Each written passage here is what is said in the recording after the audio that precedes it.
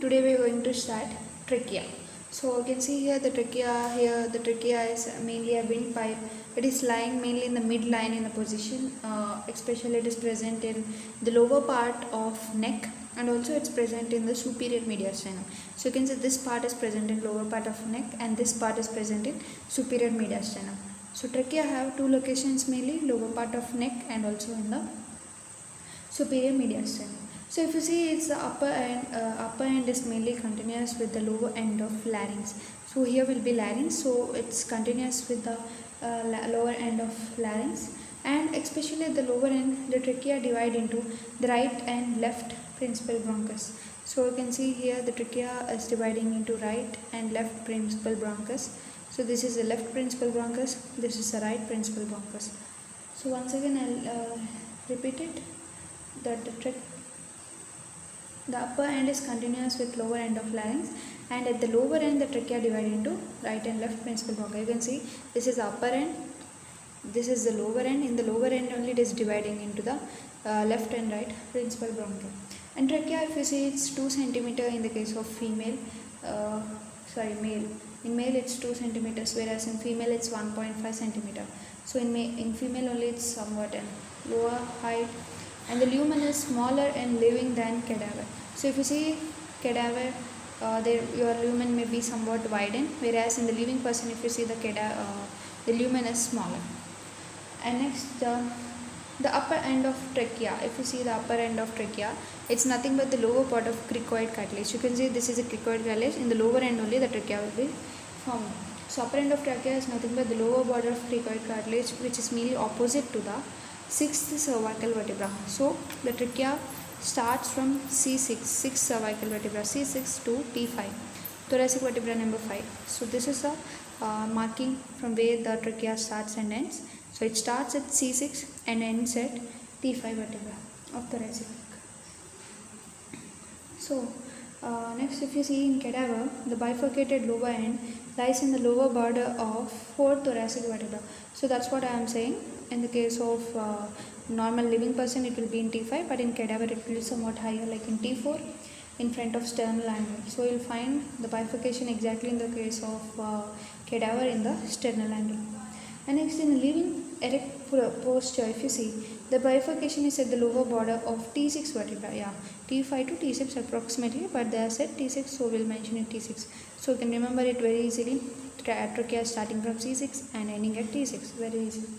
And descend further during inspiration. So especially during inspiration, our trachea will descend further. So downwards, the trachea will move towards the right side and follow the curvature of spine. Actually, it's a midline structure, it's okay, accepted. But later, if you see that, the trachea will start moving mainly towards the right side, more towards the right side.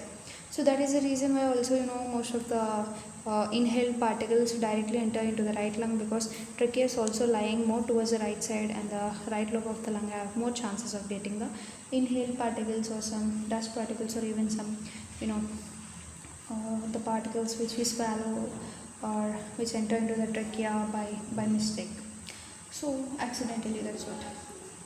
So once we'll see what we are talked till now. So you can see here trachea is a windpipe which mainly lie in the midline. So it's present in the lower part of the neck and also in the superior mediastinum. So if you see its upper end, it's continuous with the lower end of larynx, and also at the lower end of trachea, it mainly divide into the right and left principal bronchi. So trachea is 2 centimeter in the case of male, whereas 1.5 centimeter in the case of female. So the lumen is smaller in living than in cadaver. And the upper end of trachea is nothing but the lower border of cricoid cartilage, especially it's opposite to the 6th cervical vertebra. And in cadaver, if you see, the bifurcated lower end mainly lies in the lower border of T4 vertebra, especially in front of sternal angle. But in a living erect posture, the bifurcation is at the lower border of T6 vertebra, and it may also descend further during the inspiration. So downwards, the trachea mainly move towards the right side and follow the curvature of the spine.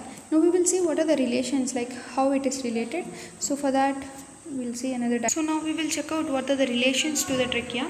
So if you see, trachea will have anteriorly the manubrium sterni. So of course you can imagine that here will be the manubrium sterni, And along with that, we also have sternothyroid muscle and thymus. Thymus is actually here, right, up on anterior side to the trachea. And also you'll have the left brachiocephalic vein, artery and trunk.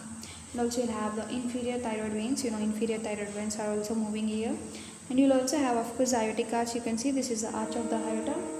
You'll also have the brachiocephalic trunk and left common carotid artery. Of course, this will in turn divide into left common carotid, left subclavian, right? And also you'll have the deep cardiac plexus. So all these are just I don't have those diagrams, so you can imagine them very easily, because those are all the structures which are in most proximity to this trachea, right? So that one you can imagine. And posteriorly I will show that. Of course, posteriorly you will have the esophagus. So you can see this is the trachea. So just back of it, if you see, this is the esophagus. So posteriorly you will have the esophagus, and of course more posteriorly you will have the vertebral column of the respective thoracic vertebrae, of course.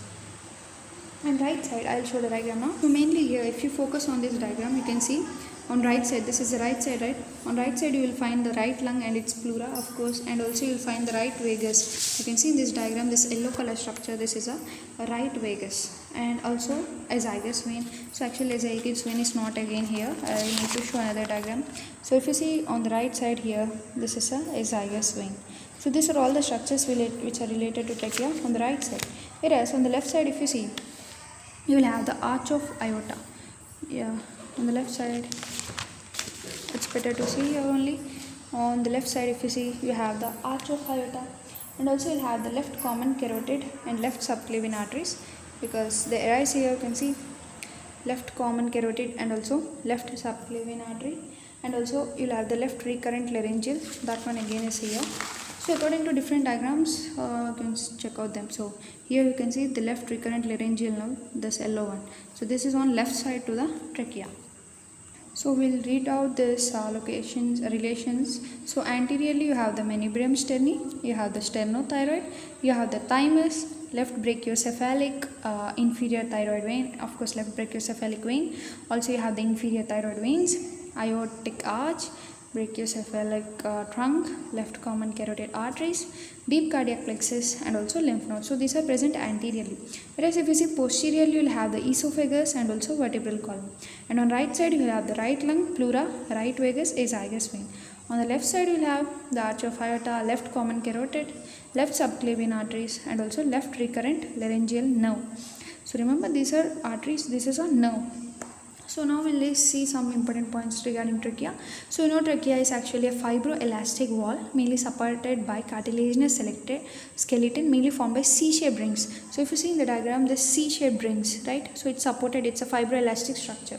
So mainly made up of C-shaped rings, and posteriorly it has some gap and it is closed by fibroelastic membrane. So remember, posteriorly the trachea is having some gap and it is closed by fibroelastic membrane, and transversely arranged smooth muscles are also present over there, and this is known as trachealis. And the lumen is lined by ciliated columnar epithelium, so they contain the high mucus and high serous glands inside them. The food we eat need to get lubricated in the trachea so that it can form a bolus and peristalsis. Already this all things which we have studied already in our lower classes. So the main thing you need to remember is on posterior side you will have a gap, and that is also filled by a fibroelastic membrane, because in the anterior side also of course it's a fibroelastic wall. So even on the posterior side also there is a formation of membrane, fibroelastic membrane, and also you have transversely arranged smooth muscle mainly known as trachealis. So these are all the structures which are covering on posterior side. But if you see histologically, it is having ciliated columnar epithelium, that too mainly having more amount of mucus and serous glands.